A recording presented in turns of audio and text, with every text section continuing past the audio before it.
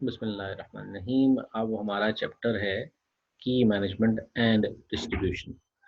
की मैनेजमेंट के हवाले से बात होगी कि की किस तरह से मैनेज की जाती है, की किस तरह से शेयर की जाती है, वगैरह वगैरह वगैरह। फिर सर्टिफिकेट एक हम पढ़ेंगे 509 वाला। ठीक है जी। अब हमारे पास जो कीज़ हैं वो सिमेट्रिक हैं और एसिमेट्रिक हैं।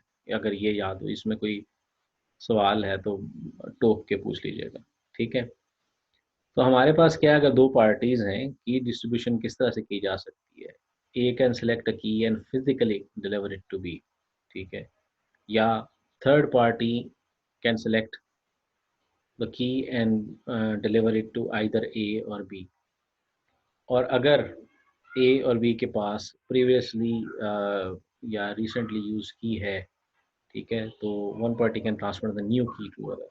ठीक है, encrypting using the old key. Or if A and B has encrypted connection to the third party, C can deliver the key on encrypted links. तो मतलब ये वाला केस जो है, सेकंड वाला यहाँ पे, वन वाला इधर है, टू वाला इधर है। ठीक है। वन और थ्री और टू और फोर एक जैसे हैं। ठीक। अच्छा, यहाँ पे अगर आपने एंड टू एंड डिलीवरी करनी है तो मैनुअल जो की सेंडिंग है इज नॉट फिजिबल, क्योंकि मैनुअल में man in the middle attack बड़े आराम से होगा। ठीक है। मतलब अगर एलिस और बॉब, एलिस बॉब को अपनी की शेयर कर रही है तो दरम्यान में ट्रूडी है, तो ट्रूडी इंटरसेप्ट करके उसको अपने नाम से एनक्रिप्ट करके भेज देगी, क्लेमिंग टू बी एलिस। ठीक है। तो ये चीज़ हो जाती है man in the middle attack आराम से। ठीक है। तो उसके हवाले से पहले मैं आपको डायग्राम दिखाता हूँ, जो बात कर रहा था। चले उसको बाद में दिखा लेते हैं। तो उसमें ये कुछ टर्म्स हैं। सेशन कीज़ होती हैं, डाटा होता है उसको एन्क्रिप्ट किया जाता है, फिर सेशन कीज़ होती हैं उसको एन्क्रिप्ट करते हैं, और मास्टर कीज़ जो है वो ये की हायरार्की है। अब एक डाटा है जिसको आपने एन्क्रिप्ट किया, एक सेशन की है फॉर दैट सेशन ओनली, और एक मास्टर की है जो कि मतलब जैसे मास्टर पासवर्ड होता है। ठीक है। तो यहाँ पे ये दो टर्म है, मास्टर की इज़ द शेयर्ड की between centre and the end user, वो शेयर्ड की होती है। ठीक है। सिनेरियो किस तरह से है, आम तौर पे अभी जो मैंने आपको असाइनमेंट नंबर 3 दी है, बेसिकली अपलोड नहीं हुई लेकिन बता मैंने दी है, वो करबोरस वाली।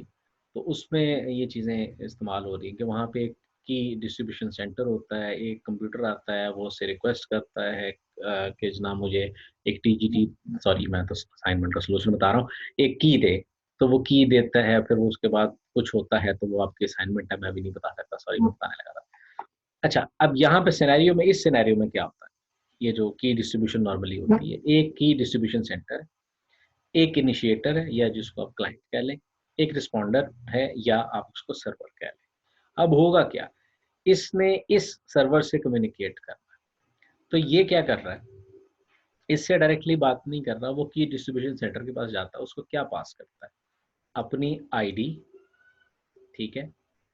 उसके बाद आईडी जिससे कम्युनिकेट करना है, और एक नॉन्स, एक रैंडम नंबर नॉन्स। ठीक है। वो उसको पास करता है, वो वहां पे जाता है, वो क्या करता है, उसको की देता है।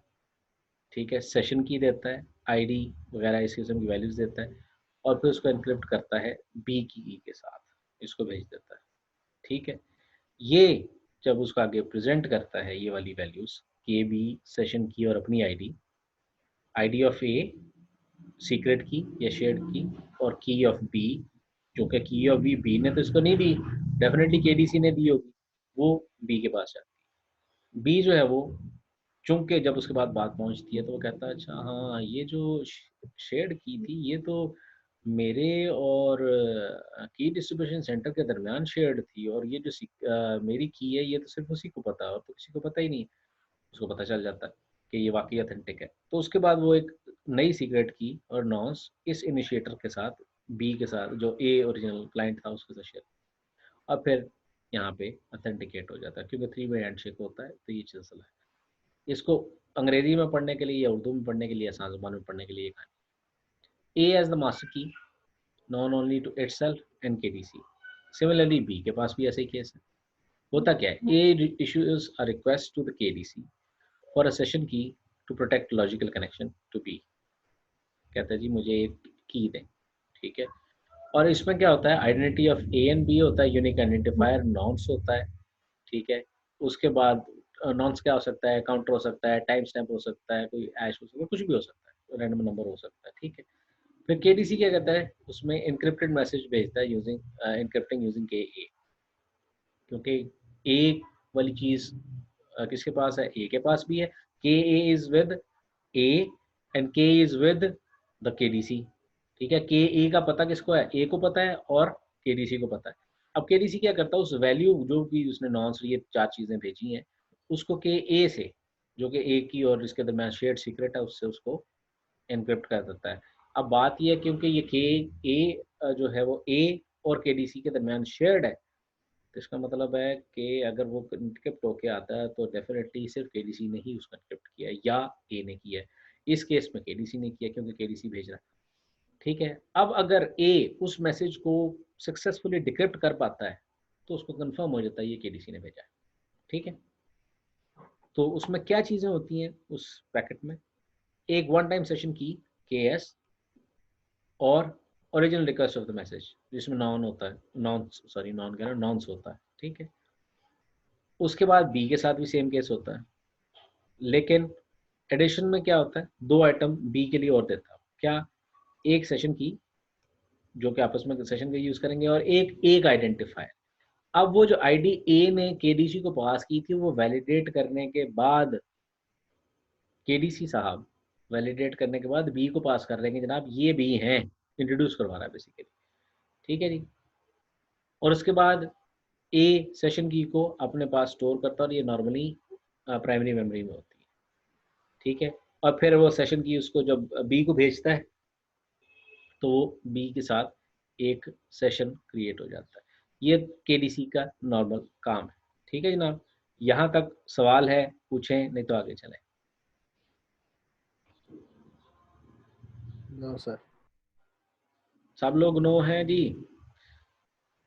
अगर सब लोग नो हैं तो फिर आगे चलते हैं। हाशिम नहीं आया मेरा ख्याल है ना? वो नहीं खींच रहा है न्यू डीपी खींच रहा नई डीपी खींच रहा क्योंकि उसने लगानी होगी, यस वेरी गुड। अच्छा जी, अब ये केडीसी का एक सिनेरियो था नॉर्मल, ठीक है। अब चूंकि थोड़ा सा हैवी हो रहा है, मैं आपको एक थोड़ी सी मोटिवेशन देता हूँ। आप लोग ऑनलाइन अपने अपने लैपटॉप से हैं कि मोबाइल से हैं? लैपटॉप ओके, मोबाइल पे सर। ओके। जितने लोग लैपटॉप पे हैं वो अपने क्रोम ब्राउजर में आकर सेटिंग्स में सर्टिफिकेट लिखें, ठीक है, सर्टिफिकेट, ठीक है। अब इसके बाद मोर को क्लिक करें और मोर में होगा ये सर्टिफिकेट्स, ठीक है। सर्टिफिकेट्स को जब आप क्लिक करेंगे तो ये आपके सामने एक स्क्रीन आती है। अब आप कहें जी ये तो मेरा एक सर्टिफिकेट है इशूड बाय माय, ठीक है जी, मैंने किया हुआ, लेकिन यहाँ पे देखें ये सर्टिफिकेट्स हैं। अब मैं इसमें एक ये जियो ट्रस्ट कोडेडी का किधर गया, ये एक सर्टिफिकेट है। मैं GoDaddy की वेबसाइट इस वेब ब्राउज़र पर विज़िट की थी, ठीक है। अब हुआ क्या कि GoDaddy ने मुझे एक सर्टिफिकेट प्रेज़ेंट किया है। इस केस में आप बी का सर्टिफिकेट ले लें या ए का सर्टिफिकेट ले लें, ठीक है। और उसके अंदर ये चीज़ आ गई, इसमें कुछ वैल्यूज़ हैं, कुछ डिटेल्स हैं, जैसे ये सीरियल नंबर है, इसको साइन किया यूजिंग SHA-256 एंड RSA, ठीक है। हैशिंग के लिए SHA-256 यूज़ किया हुआ है, कब वैलिड है, कब तक वैलिड है, वगैरह वगैरह। पब्लिक की जो है वो उसके हवाले से RSA की ये पब्लिक की जनरेट हुई हुई है उसकी, ठीक है। और उसके कुछ पैरामीटर्स भी हैं और वगैरह वगैरह वगैरह, ये सर्टिफिकेट की पॉलिसीज और सब इन्फॉर्मेशन, ठीक है। फिर सर्टिफिकेशन पाथ, अब ये मेरे सिस्टम में क्यों है, सोचें।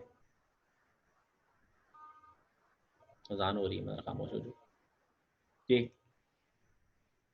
अच्छा, वो जो मैंने ऑन कर दी, जो सर्विसेज गोडडी से आप लेते हैं उसमें ये होता है कि गोडडी आपको सर्विसेज देता है, ठीक है। और उसके बाद आपको टेक्निकली मॉनिटर भी कर रहा होता है। उसमें ये है कि अगर आप स्पैम कर रहे हैं तो वो ऑटोमेटिकली उनकी एक ग्रे लिस्ट में चला जाता है, ठीक है। वो ग्रे लिस्ट जो है वो फिर उस हिसाब से आपकी सेंडिंग बंद कर देते हैं। मतलब मेरे क्लाइंट थे, सारी बात है यहाँ पे जितने भी क्लाइंट्स हैं उनकी कोशिश यही होती है कि हम मार्केटिंग ईमेल्स करें। अब वो हुआ ये कि उन्होंने मार्केटिंग ईमेल्स की तो उसमें ये है कि अगर कुछ ईमेल्स एक थ्रेशोल्ड है उससे ज़्यादा बाउंस बैक होके आती हैं, तो उनको पता चल जाता है कि जनाब ये बंदा स्पैम कर रहा है, ठीक है? इसको ईमेल एड्रेसेस नहीं पता। वो फिर आपकी लिमिटेशंस लगा देती हैं, ठीक? On the other hand Gmail पे अगर आप जाएँ, तो जीमेल का अगर आपने server as outgoing SMTP server configure किया हुआ है, तो वहाँ पे ये होता है कि वो कहते हैं जी 100 ईमेल्स पर अकाउंट पर डे, बस। आपने एक जीमेल का अकाउंट यूज़ कर रहे हैं, 100 ईमेल से ज़्यादा पर डे में आप नहीं कर सकते। ज़्यादा करनी है तो फिर वो उसके डेफ़िनिटली पे करते हैं आप, ठीक है? और तभी जीमेल वाली जो ईमेल है वो टॉप पे आती है, वो स्पैम में नॉर्मली नहीं जाती, ठीक? तो ये जितनी भी हैं उन्होंने सब चेक एंड बैलेंसेस लगाए हुए हैं। अगर आप उसको चेक करते हैं, उस सर्विस को देखते हैं, तो वो उन्होंने हर एक चीज़ के ऊपर लिमिटेशंस लगाई हुई है। कोई चीज़ उन्होंने खाली नहीं छोड़ी हुई। अब अगर आप कोई होस्टिंग किसी से लेते हैं और वो कहता है जी अनलिमिटेड, वो अनलिमिटेड नहीं है किसी भी सूरत में। वो आपको कहते हैं कि जी अनलिमिटेड स्पेस है, लेकिन आप 5000 फाइल से ऊपर नहीं रख सकते। ठीक है, स्पेस अनलिमिटेड है। आप फिर आप कह देंगे, नहीं ठीक है जी, फाइल्स भी आप अनलिमिटेड लगा देते हैं, स्पेस भी अनलिमिटेड है, लेकिन आप एक वक़्त में एक डेटाबेस रख सकते हैं और उसके बाद आपकी रैम जो है वो 12 एमबी से ऊपर ना जाए। मतलब ये इस किस्म की लिमिट लगा देते हैं। वो तो किसी को ख़ास आइडिया नहीं होता। इतनी रिक्वेस्ट पर डे से ज़्यादा नहीं हो सकता। ठीक है? जी, नेक्स्ट क्वेश्चन। वो रेज़ हैंड हुआ है। नेक्स्ट क्वेश्चन जनाब आपका फिर से। सर ये जो अभी आप गोडैडी की बात कर रहे हैं, गोडैडी जो अपना अकाउंट देता है उसके हुँ, ऊपर उसकी जो ईमेल है वो तो हुँ, ब्लैक लिस्ट में नहीं जाती, यानी स्पैम लिस्ट में नहीं जाती। और अगर हुँ। चली भी जाए तो वो उन्होंने ऑप्शन रखी हुई है, वो रिफंड करते हैं बेटे वो अपना एमएक्स। हम हमें एमएक्स टूल से अपनी एमएक्स की अपडेट करते हैं, करवा देते हैं उससे, क्या उसको कहते हैं, डीएनएस से। हुँ, तो वो तो क्या कहते हैं, कस्टमर को रिफंड भी करते हैं, इवन कि उसको अनब्लॉक कराने में भी हेल्प करते हैं। ये काम हो चुका है हमारे साथ, इसलिए मैं पूछ रही हूँ। बिल्कुल तो करवाते हैं, फिर बिल्कुल ये तो कोई करवाते हैं। बहाना ना हुई। क्या पैसे देके ठीक करवा लो? नहीं ये तो बेटे नहीं सर, कस्टमर सर्विस, उनको ऑलरेडी की जो कस्टमर सर्विस है ना, हुँ, उधर जाके डीएनएस अपडेट कराओ तो हुँ। वो कर देते हैं, ब्लैकलिस्ट से रिमूव कर देते हैं आपकी। और दूसरी बात, वो आपकी क्या कहते हैं, आपको रिफंड भी करते हैं अगर आपने सारा सिस्टम अपना दोबारा कंटिन्यू नहीं करना। हुँ, हुँ। नहीं ये तो बच्चे प्रोडक्ट, हमारी तो बात उस प्रोडक्ट से रिलेटेड तो नहीं हो रही थी ना। हम तो डिस्कस कर रहे थे कि स्पैमिंग के हवाले से ये कैसे मदद दे सकते हैं। तो हमारा जो टॉपिक था वो ये है कि ये सिर्फ़ और सिर्फ़ सिस्टम की आइडेंटिटी को वैलिडेट करते हैं, ठीक है? सर्टिफ़िकेट्स का काम आइडेंटिटी को वैलिडेट करना है। और फिर बात ये हुई थी कि जी वो जो स्पैमिंग वाला किस तरह से होगा, स्पैमिंग से आइडेंटिफ़ाई ज़रूर हो जाता है कि ये फलाँ बंदा है जो ये काम कर रहा है, ठीक है? वो सर्टिफ़िकेट की मदद से होता है। अब वो जो प्रोडक्ट की बात है कि वो चीज़ें रिफंड कर देते हैं, वो उनका एक बिज़नेस डिसीज़न है। लेकिन सिस्टम में तो कोई मैलिशियस एक्टिविटी हुई तो सिस्टम को पता चला कि ये फलाँ साहब हैं, ठीक है? तो वो किसकी मदद से पता चला है? हैश की मदद से पता चला, वो सर्टिफ़िकेट्स की मदद से पता चला, ठीक है? और पब्लिक और प्राइवेट की मदद से पता चला। तो हम तो उसकी बात कर रहे हैं ना। बाकी सर्टिफ़िकेट्स जो हैं वो आपको एक ऑथेंटिसिटी प्रोवाइड करते हैं और उसके बाद एन्क्रिप्शन से आप रास्ते में उस ट्रैफ़िक को किसी बंदे के से कॉम्प्रोमाइज़ होने में मदद मतलब बच सकते हैं। जी, अगला सवाल। फिर रेज़ हैंड हुआ ना? जी सर, वो मैं सोच रही थी कि जी। अभी ईमेल की भी हमने बात की है, तो अगर जो एसएसएल है खाली वेबसाइट पे लगाओ, ईमेल डॉट वेबसाइट पे ना लगाओ, तो फिर तो उसका कोई रिस्क नहीं है ना उसका ब्लॉक में जाने का। नहीं बेटे देखें, पहले आप कुछ टर्म को क्लियर कर लें। एसएसएल सिक्योर सॉकेट लेयर, उसका काम ये है कि आपके कंप्यूटर से लेकर आपके सर्वर तक की जो रिक्वेस्ट है उसको एन्क्रिप्ट करे, ठीक है? उसके बाद जो दूसरा हिस्सा है वो सर्वर की जो आइडेंटिफिकेशन है वो उससे सर्टिफिकेट से पता चल रही है, ठीक है? तो ये 2 इस तरह से चीज़ें हैं कि सर्वर की जो वैलिडिटी है कि ये फलाना जो क्लेम कर रहा है, ये वही है, ठीक है? इसके अलावा मेरा नहीं ख्याल कि उसको काम है।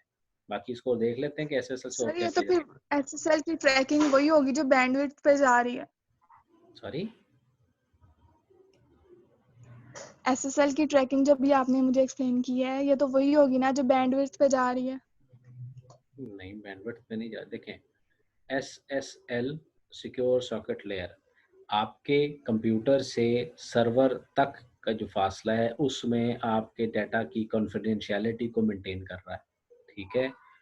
अब उस कॉन्फिडेंशियलिटी से पहले आप उस सर्वर की ऑथेंटिसिटी को वैलिडेट करते हैं यूजिंग द सर्वर हैश या सर्वर पब्लिक की व्हाटएवर जो सर्टिफिकेट है उससे, ठीक।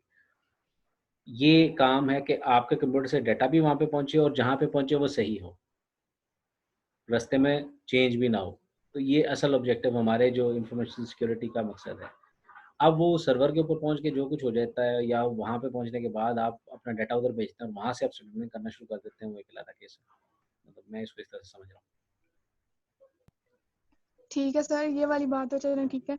बस वो एक आखिरी बात बता दें, CSS वाली जो मैं कह रही थी कि HTTP हमारा काम सही चल रहा है, वेबसाइट सही चल रही है, लेकिन जब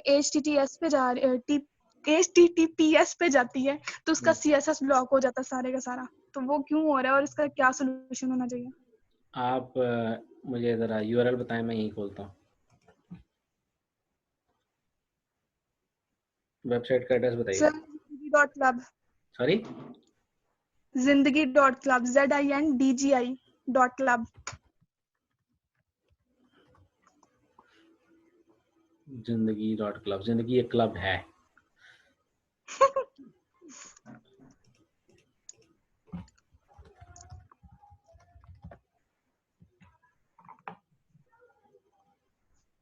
ऐसा कुछ भी नहीं। अच्छा CSS आ गया और ये not secure, certificate is not valid.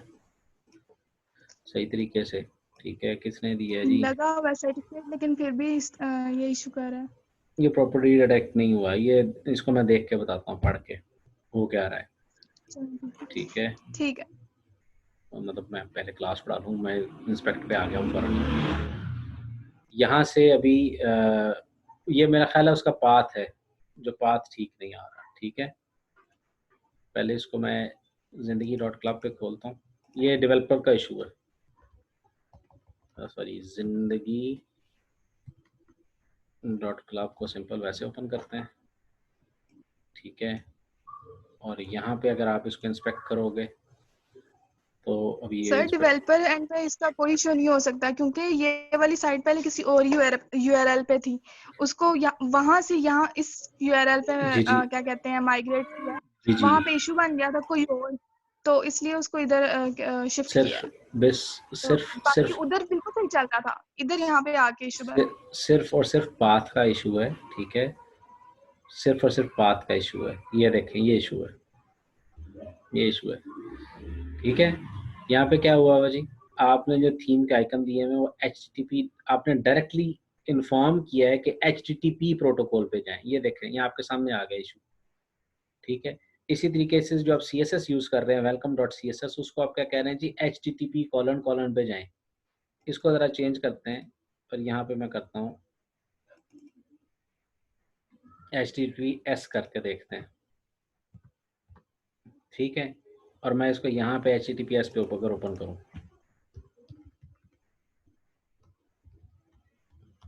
तो होपफुली वो रिजॉल्व हो जाएगा। खैर वो नहीं हुआ क्योंकि यहाँ पे चेंज था, मेरा इधर अप्लाई नहीं हुआ, ठीक है। तो ये कोड के अंदर चूंकि आपने ना हार्ड कोड प्रोटोकॉल दिया हुआ है, इसको आप चेंज कर दें और इसको S लगा दें सारे कोड में जहाँ जहाँ है, ऑटोमेटिकली ठीक हो जाएगा, ठीक है जी। चलें ठीक है सर। हाँ जी, शुक्र है इसका जवाब मुझे आ गया, नहीं तो बेइज्जती बड़ी होनी थी कि बच्चे ने सवाल किया और टीचर को पता नहीं था। अच्छा जी, अब आ जाते हैं अपने टॉपिक पे, ठीक है, और उस पे बात कर लेते हैं। बात हुई थी कि दो सिस्टम्स आपस में कम्युनिकेट कर रहे हैं, वो कहता है जी ये मेरा सर्टिफिकेट है और ये मेरा सर्टिफिकेट है, दैट मेक्स सेंस। लेकिन अगर इस तरह से तमाम कंप्यूटर्स एक दूसरे से बात करना शुरू कर देंगे और हम कहते हैं जी बेस्ट केस सिनेरियो में 4 पैकेट्स ट्रांसफर हो रहे हैं, ये इधर देख लेते हैं दोबारा से, 4 पैकेट्स, 1 2 3 और 4। तो भाई आपके पास अगर 2 कंप्यूटर हैं तो 4 पैकेट हैं, 4 हैं तो आप उसको 16 कर लेंगे, ठीक है, बढ़ा लेना। तो मतलब 3 कंप्यूटर हो गए तो 8 हो जाएगा, 2 की पावर में बढ़ते जाएंगे। उसमें तो बड़ा मुश्किल काम हो जाएगा, वो किस तरह से, ऐसा इसका मतलब है ए और बी तमाम पब्लिक की हर वक्त ब्रॉडकास्ट करते रहें। उसका बेहतरीन सोल्यूशन ये है पब्लिक की डायरेक्टरी, जिसमें आप अपनी पब्लिक की रख देंगे, बी साहब अपनी पब्लिक की रख देंगे, सी अपनी पब्लिक की रख देगा। जब ज़रूरत होगी तो आप इससे मांगने की बजाय यहाँ से ले लेंगे। ठीक है, ये एक तरीकाकार। इससे कुछ फ़वायद भी हैं। अब इसमें क्या है, the authority maintains a directory name और public key for each participant, और ईच पार्टिसिपेंट क्या करता है, रजिस्टर्स पब्लिक की करता है विद द अथॉरिटी। ठीक है, it may be in person और बाय सम सिक्योर ऑथेंटिकेशन मैकेनिज्म। ठीक है, पार्टिसिपेंट जो है हमें रिप्लेस द एग्जिस्टिंग की और करवा भी सकता है, और participant could access the directly electronically, और ये काम होते हैं। ठीक, ये काम किया जाता है। और यहाँ पर ये एक तरीकाकार, यहाँ से पब्लिक की अथॉरिटी से की मांगते हैं, की मिलती है, फिर उसके बाद आप डायरेक्ट कम्युनिकेट कर रहे हैं। ठीक है, इनिशिएटर साहब ने पब्लिक की मांगी, T1 मांगा, उसके बाद उसको पब्लिक की B की मिली। ठीक है, रिक्वेस्ट के साथ, और वो T1 इसको नॉट्स की बात अगर आप कर लें, उसके बाद फिर वो उसने उससे अब KDC से या पब्लिक की से बात नहीं की, डायरेक्टली उस कंप्यूटर से बात कर ली। कंप्यूटर को पता चल गया कि जनाब ये जो अपनी आईडी दे रहा है और एक नॉट्स दे रहा है और मेरी पब्लिक की इसको कैसे पता है, वो यहाँ से आई होगी, यहाँ से आई होगी, या उसका उसने सेव कर ली है तो कोई बात नहीं, ये मेरी ही पब्लिक की है। उसके बाद क्या किया उसने, रिक्वेस्ट T2 उसको भेजा और उसे कहा कि जी जनाब ये उसकी ए की मुझे पब्लिक की दें। ए की पब्लिक की मिली, फिर उसको ए की पब्लिक की से ट्रांसमिट कर दिया और कम्युनिकेशन होना शुरू हो गई, और नॉन से वेरीफाई कर रहे हैं कि ये बीच में और कोई है तो कोई नहीं। ठीक है, फिर उसके बाद क्या है, दूसरा जो इससे रिलेटेड है वो है सर्टिफिकेट। बेसिकली अभी भी केडीसी क्या कर रहा है, या जो रिपोजिटरी है जिसके अंदर से हम पब्लिक कीज एक्सट्रैक्ट कर रहे हैं, वो बेसिकली एक सर्टिफिकेट ही दे रहा है, पब्लिक की दे रहा है, या अगर वो उस पब्लिक की को वो साइन करके दे दे तो वो सर्टिफिकेट हो जाएगा। ठीक है, अगर वो उस चीज़ को भेज दे तो वो उसका एक सर्टिफिकेट कहलाएगा। ठीक है, तो ये सर्टिफिकेशन अथॉरिटी किस तरह से काम करती है, इस तरह से ऑब्टेनिंग अ सर्टिफिकेट, आपने अपना सर्टिफिकेट मांगना है, वो कैसे मिलता है, आप अपनी पब्लिक की पास करते हैं सर्टिफिकेशन अथॉरिटी को। सर्टिफिकेशन अथॉरिटी क्या करता है जी, आपकी आईडी को, पब्लिक की को, और ये टाइम स्टैम्प जो आपने रिक्वेस्ट की है उसको प्राइवेट की ऑफ अथॉरिटी से एनक्रिप्ट करके आपको एक सर्टिफिकेट इशू कर देता है। दोबारा से, आपने पब्लिक की दी, सर्टिफिकेशन अथॉरिटी ने क्या किया, पब्लिक की के अंदर आपकी आईडी थी, आपकी पब्लिक की थी, और टाइम स्टैम्प जिस वक्त आपने रिक्वेस्ट की थी। ठीक है, मैंने आपने सर्टिफिकेट देखा था, उस पर डेट लिखी हुई थी। उसके बाद प्राइवेट की ऑफ द अथॉरिटी से उस सारे डाटा पैकेट को एनक्रिप्ट किया गया और ए को भेज दिया। इसी तरीके से बी ने मांगा तो बी को करके भेज दिया उसकी टाइम स्टैम्प पे।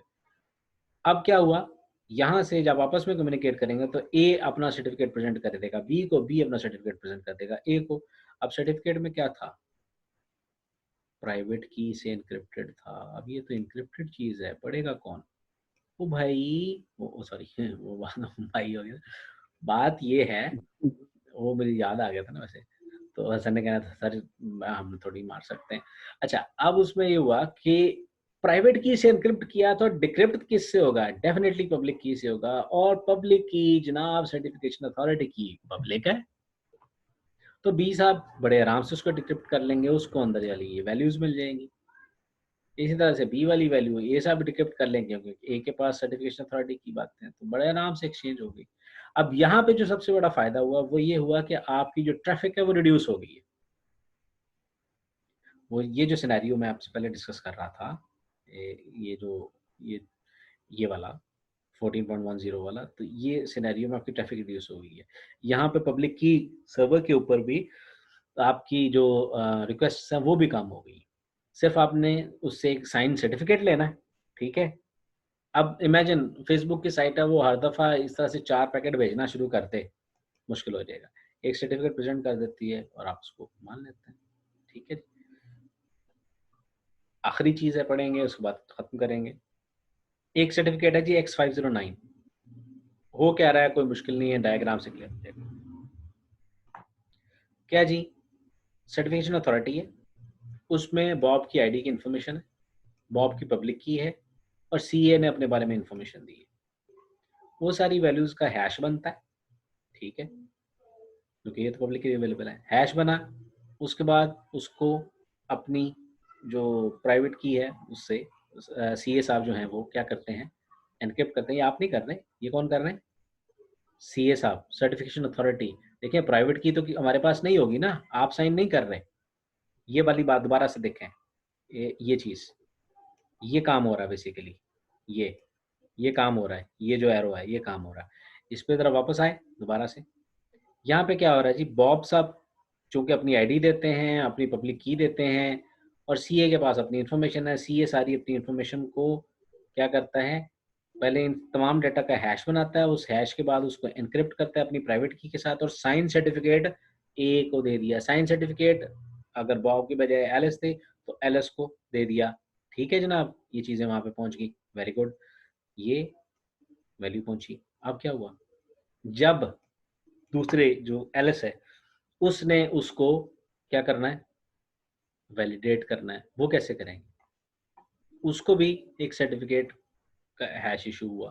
ठीक है, साइन सर्टिफिकेट प्रेजेंट हुआ, उसको उन्होंने डिक्रिप्ट किया, जो बॉब एलिस साहिबा थी उन्होंने डिक्रिप्ट किया पब्लिक की ऑफ सीए से। ठीक है, और उसके बाद वो हैश अपने पास रखा। फिर उसके बाद क्या किया कि इस सर्टिफिकेटिंग अथॉरिटी से कहा जी मुझे वो सर्टिफिकेट इशू करें, वही वाला जो आपने उसको इशू किया है। वो आया, उसका हैश आपके पास आया, क्योंकि इधर भी हैश आया था। यहाँ पे हैश पहुंचा ये वाला, ठीक है, ये हैश पहुंचा, ये जो है ये हैश जब यहाँ पे पहुंचा, आपने डिक्रिप्ट करके जो कैलकुलेट किया ये दोनों मैच कर गए। इसका मतलब है कि जो चीज़ है वो ऑथेंटिक है। सही हो गया? Yes sir. ओके, अब इसके हवाले से कुछ चीज़ें पढ़नी है। इसके अंदर क्या चीज़ें होती हैं, version number, serial number, signature identifier. ये है आसान याद करने का तरीका।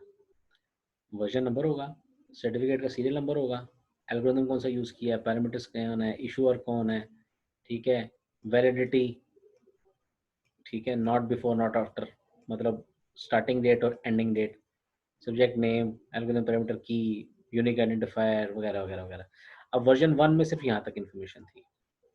वर्जन 2 में दो फील्ड, यूनिक आइडेंटिफायर और सब्जेक्ट यूनिक आइडेंटिफायर, क्योंकि देखें अथॉरिटीज़ बढ़ती जाती है ना उसके वाले से। फिर वर्जन 3 के अंदर एक्सटेंशंस के वाले से कुछ इन्फॉर्मेशन। तो अभी ये वर्जन चल रहा है जिसमें ये सारी चीज़ें, ठीक है, ये आपका सर्टिफिकेट के अंदर चीज़ें हैं। अब एक और चीज़ है, मसला है, एक सर्टिफिकेट इशू हुआ एक वेबसाइट को, और अभी वो जो माजिद ने सवाल किया उसने कोई ऐसी हरकत की कि वहाँ से कुछ डाटा हो रहा है या उसको आपका टाइम एक्सपायर हो गया, जो कुछ भी है, हम पहले अज्यूम करते हैं कि जी उसकी डेट एक्सपायर हो गई। ठीक है, अब डेट एक्सपायर हो गई, मेरे पास सर्टिफिकेट पड़ा हुआ था, वो डेट वैलिड थी, ठीक है, तो मैंने तो नहीं कहीं देखना, डेट इनवैलिड होगी, मैं बड़े आराम से सीए के पास जाऊंगा, कहूँगा जनाब मुझे बताएं ये सर्टिफिकेट अब वैलिड है कि नहीं। ठीक है, लेकिन कोई वेबसाइट थी जैसे उसने कोई ऐसी हरकत की और वहाँ पे उसको सर्टिफिकेट को रिवोक करना पड़ा। ठीक, या वो सर्टिफिकेशन अथॉरिटी से वो किसी और सर्टिफिकेशन अथॉरिटी पे चला गया, तो जो जिस पे ओरिजिनली पहले था वहाँ पे उसको इशू हुआ था वो इनवैलिडेट होना चाहिए। ठीक है, वो वाली information certification revocation list, certificate revocation list, revoke का मतलब होता है किसी से छीन लेना, तो उसके अंदर उसकी एंट्री होती है। अब एक सर्टिफिकेट था सपोज एक सर्वर का, वहाँ पे क्या हुआ कि आप से सर्टिफिकेट ले लिया गया, अब वो उस लिस्ट में भी अवेलेबल है जहाँ पे इशू हुआ था, और उस लिस्ट में भी अवेलेबल होगा जहाँ पे वो वापस ले लिया गया। तो आप रिवोकेशन लिस्ट जो है वो अपडेट करते हैं।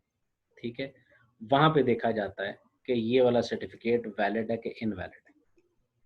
ठीक है, क्योंकि यहाँ से बार बार मांगना ज़रा मुश्किल है, ये लिस्ट थोड़ी होती है, होती तो है लेकिन मतलब टेक्निकली ज़्यादा है, वैसे बहुत ज़्यादा है, लेकिन इससे कम है, इससे कम होती तो यहाँ पे आप बी वाला पार्ट जो वो रिवोकेशन लिस्ट में नाम आ जाता है। ठीक है, एल्गोरिथम कौन सा है, पैरामीटर कौन सा है, इश्यूअर कौन था, दिस अपडेट नेक्स्ट अपडेट वगैरह के वाले से है कि रिवोक हुआ है कि नहीं हुआ। ठीक है, कौन सा सर्टिफिकेट था वो रिवोक हुआ है, किस तारीख को रिवोक हुआ है, वगैरह वगैरह, है, इस किस्म की इन्फॉर्मेशन इस पर रखी जाती है ताकि पता चल सके कि किसको अब सर्टिफिकेट नहीं दिया हुआ।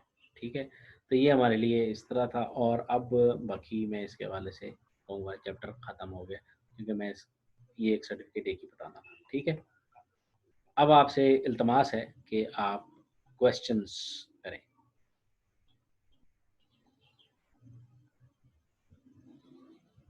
ईमान वालों, सवाल फरमा लो। सर ये जो सर्टिफिकेट है जी जी। ये सारे अवास्ट की तरफ से क्यों मिलते हैं? अवास्ट कंपनी जो है। नहीं नहीं, सर्टिफिकेट अवास्ट की तरफ से ज़रूरी नहीं है मिलते हैं, आप खुद भी साइन करते हैं। ठीक है, अभी जैसे मैंने आपको सर्टिफिकेट दिखाया था, मेरे सिस्टम ने खुद साइन किया हुआ था। मैंने जो अभी आपको दिखाया था, एमएच नकवी के नाम से सर्टिफिकेट था, और वो साइन इशू किसने किया था? एमएच नकवी ने इशू किया था। ठीक है, मैंने इंस्टॉल किया, वो डायरेक्ट ही उसका है सर्टिफिकेट क्या अवास्ट से है। नहीं, वो सर्टिफिकेट आवास भी इशू कर। देखें यहाँ पे मैंने जब आपको दिखाया था तो मेरे पास अल्फा एसएसएल है, कमोडो एसएसएल है, साइबर ट्रस्ट जापान है, डिजिसर्ट है। ठीक है, उसके बाद एन ट्रस्ट सर्टिफिकेशन है, उसके बाद जियो ट्रस्ट है, ग्लोबल साइन है। ठीक है, इन कॉमन आरएसए सर्वर है, माइक्रोसॉफ्ट कोडिंग साइनिंग है PCA, Microsoft code signing PCA 2010, Microsoft code signing PCA 2011, Microsoft IT SSL SHA 2। ठीक है, ये इस किस्म के अच्छे खासे सर्टिफिकेट्स हैं। ठीक है जी, तो ये जी जी। यूट्यूब वगैरह इनके सबके तो उसी के ही है अवास्ट वगैरह। किसके? ये क्या, तो ये जो यूट्यूब या फेसबुक वगैरह इनके भी ज्यादा सर्टिफिकेट अवास्ट के ही हैं। हाँ, ये तो उन्होंने वहाँ से लिए होंगे ना, मतलब देखो वो किसी भी कंपनी से लिए जा सकते हैं। ठीक है, तो वो जो कंपनी है इनमें वो, भी कोई फर्क है? नहीं फ़र्क नहीं है। अब देखें जी, हमने कुछ बात की जी केडीसी है या सीए है या सर्टिफिकेशन अथॉरिटी है। अब जो सर्टिफिकेशन अथॉरिटी है सादे, उसमें भी कंप्यूटर ही लगने हैं ना जिन्होंने वेरीफाई करना है। ठीक है, तो वो अगर एक ही कंपनी हो तो काफ़ी ज़्यादा मुश्किल काम नहीं हो जाएगा उसके लिए? चीज़ें माइक्रोसॉफ्ट की अगर मैं 4 सर्टिफिकेट्स गिनवा रहा हूँ, तो माइक्रोसॉफ्ट ने भी लोड को बैलेंस किया हुआ ना। ठीक है, तो असल मकसद ये है, एक तो बैलेंस करना, उसके बाद फिर वरना एक अथॉरिटी होगी तो वो उसकी मोनोपोली होगी। अभी सिंपल सी एक एग्जांपल लेते हैं, गूगल है, यूट्यूब है। सो यूट्यूब के ऊपर आप वीडियोस अपलोड करें और लगाए हैं ज़रा उसके ऊपर वो टैग्स, मोनेटाइज। नहीं, जो टैग्स लगाए हैं वो अपनी वीडियो अपलोड करें, उसके बाद टैग्स वो लगाएं जो सबसे ज़्यादा सर्च हो रहे हैं। ठीक है, हाई नहीं तो वो एक वक्त में आएगा आपका चैनल ब्लॉक हो जाएगा फ़ौरन ही, स्पैमिंग की वजह से कि ये आप स्पैमिंग कर रहे हैं। अथॉरिटी है ना, यूट्यूब वही है, कुछ भी नहीं। आप अगर आप कोई और सर्विस हो, ठीक है, से डेली मोशन है या वाइमियो है, वहाँ पे आप चले जाएँ, वो उनके रूल्स थोड़े कम होंगे। इस तरह से गोडैडी की बात हो रही थी, और ये होस्टगेटर है, इसके बाद इंटरनेट है, और काफ़ी सारे रजिस्ट्रार हैं। अगर एक ही रजिस्ट्रार हो, उसकी मोनोपोली होगी, कॉम्पिटिटिव सर्विस ऑफर नहीं करेगा। अभी आपकी डोमेन जो है वो आ रही है से $9-10 में आ रही है, $2 में भी देते हैं अगले। ठीक है, तो वो क्या हो रहा है? वो यही हो रहा है कि कंपटीशन है। वो कहते हैं जी ठीक है, हमारे पास आ जाओ। अब मैंने ली थी $2 में स्टार्टिंग में, अब वो $18 की है। मैं कुछ नहीं कर सकता। स्टार्टिंग में उन्होंने $2 में दी है, उसके बाद कहते हैं नहीं जी अब $18 की है हर साल। अब मैं 18 दे रहा हूँ, 10-12 भी नहीं दे रहा। तो स्टार्टिंग में मैं अगर उसको ले लेता $12 की, तो हो सकता है 12 की ही रहती। ठीक है, पहले साल उन्होंने मुझे कहा कि जी ठीक है, हम आपको $2 में देते हैं। उसके बाद 1.99 की ऑफर आ गई, उन्होंने दे दिया। अब वो कहते हैं जनाब बड़े आराम से, नहीं नहीं जनाब $18, वो सारी $18 चल रहा था। ये चीज़ें भी हैं, वो फिर मोनोपोली होती है। अब मैं चूँकि अगर, और हाँ, अब मैं ट्रांसफ़र कर सकता हूँ कहीं और, मतलब मैं नेम चिप पे ट्रांसफ़र कर दूँ, हो जाएगी। ठीक है, लेकिन उतनी देर मेरी डिस्रप्शन आएगी सर्विसेज में। ठीक है, तो वो मैं बर्दाश्त नहीं कर सकता, तो वो मैं वहाँ पे चल रहा हूँ। अगर मैं नेम चिप पे जाऊँगा तो नेम चिप मुझे कहता है हाँ जी ठीक है, आप $1 पे आ जाएँ, वो भी वही रिस्ट्रिक्शन लगा देंगे। ठीक है, वो अगर आपकी किसी डोमेन का स्टेटस ओके नहीं आता, ठीक है, तो इसका मतलब ये है कि उसके ऊपर रिस्ट्रिक्शन लगी हुई है। ठीक है, तो अब जैसे अभी मैं यही ज़िंदगी वाले को देख के अभी आपको बताता हूँ कि इसका क्या हिसाब किताब है। इसका स्टेटस ओके है या नहीं है, अभी मैं एक मिनट देख के आपको बताता हूँ। लो जी, ये भी सस्ती खरीदी हुई है, मतलब ये नहीं कह रहा कि ये सस्ती है, मतलब ये है कि प्रमोशन में खरीदी हुई है। इसमें जनाब client delete prohibited, client transfer prohibited, client renew prohibited है, ये क्या मतलब है, क्लाइंट अपडेट प्रोहिबिटेड, और ये होस्टिंग भी स्क्रीन शेयर। नहीं मैं नहीं बता रहा, और ये भी स्क्रीन शेयर करूँ, चलो बता देता हूँ। ये रिस्ट्रिक्शंस लगती हैं जो फिर सस्ती जो प्रमोशन में चीज़ें मिलती हैं ना, उस पर अब ये देखें, ये क्या लगा, डिलीट नहीं हो सकती ये डोमेन, ये किसी और रजिस्ट्रार पर ट्रांसफ़र नहीं हो सकती, मोनोपोली की बात हो रही है, रिन्यू नहीं हो सकती, मुझे नहीं पता क्यों नहीं होती। ओ हाँ, अभी रिन्यू नहीं हो सकती ना, क्योंकि अभी साल की है, अभी रिन्यू नहीं करवा सकते, ठीक है। क्लाइंट अपडेट नहीं कर सकते, ठीक है। उसके बाद इन्होंने इसके ऊपर वो प्राइवेसी भी लगा रखी है, ठीक है, प्राइवेसी लगी हुई है, एक कोरोना के नाम से कुछ जगह है वहाँ पे रहते हैं लोग, ठीक है। अब मेरी यहाँ पे चेक करें,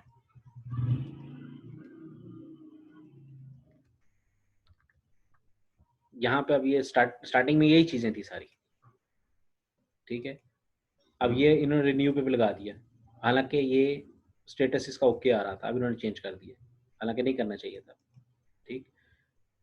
रिन्यू भी नहीं कर सकता मैं अभी, 2020 में एक्सपायर होनी, 17 में मैंने रजिस्टर करवाई थी जल्दी, मेरा नाम भी नहीं दे रहे जालिम लोग, मेरे पास भी ये लग गई, मेरा ये स्टेटस बड़े आराम से ओके था, मैं ट्रांसफ़र कर सकता था, लेकिन अब उन्होंने वो भी बंद कर दिया। तो ये मोनोपोली है ना गोडेडी की, ठीक है, बड़े आराम से कि नहीं जी, मैंने प्रमोशन में ली थी 2017 में, लेकिन उसके बाद मैं $20 दे के इसको क्या कर रहा था, लेकिन भाई ये चीज़ें चलती हैं, मोनोपोली होती है, और सर्टिफिकेटिंग अथॉरिटी अगर आ जाएंगी तो वो भी, उनकी भी मोनोपोली हो जाएगी कहीं ना कहीं, ये सिलसिला, ठीक है जी। और क्वेश्चन जनाब? सर वो असाइनमेंट का थोड़ा सा बता दें, रिपीट करके, थोड़ा सा समझ नहीं थी आई लास्ट। अच्छा, कर्बरस के वाले से असाइनमेंट है, अभी एक और असाइनमेंट है, वो पहले मैं आपको दिखाऊं, किधर गई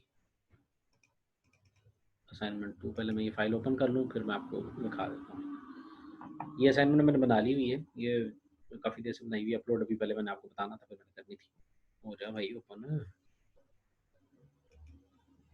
ठीक है, एक मिनट, किधर का स्क्रीन शेयर, ये शेयर स्क्रीन, ये भी आ जाती है। ये है जी कुछ सवाल, ये इसके 25 नंबर है, मैंने 21 लिख दिया। ये डेफिनेशन टाइप के सवाल हैं पहले 2, और ये ज़रा मेहनत वाला काम है थोड़ा सा, इसके स्टेप बाय स्टेप आंसर चाहिए, ठीक है। क्या है ये, एनक्रिप्टेड मैसेज है, क्या when a PT-109 American patrol boat under the command of lieutenant John F Kennedy was sunk by a Japanese destroyer, a message was received at an Australian wireless station in a Playfair code. ये Playfair cipher है, इसको आपने decrypt करना है। The key was this. अब इसमें hint क्या है, हिंट ये है कि आपको पता है प्लेफेयर के जब मैट्रिक्स बनाएंगे तो रिपीटेटिव लेटर्स नहीं आएंगे बस, अगर, और फिर उसके बाद क्या है, अगर सेम कॉलम में है, एनक्रिप्ट करने के लिए +1, मतलब अगर M था और नेक्स्ट वाले कॉलम में N आता है, ठीक है, तो वो MN हो जाएगा, ठीक है।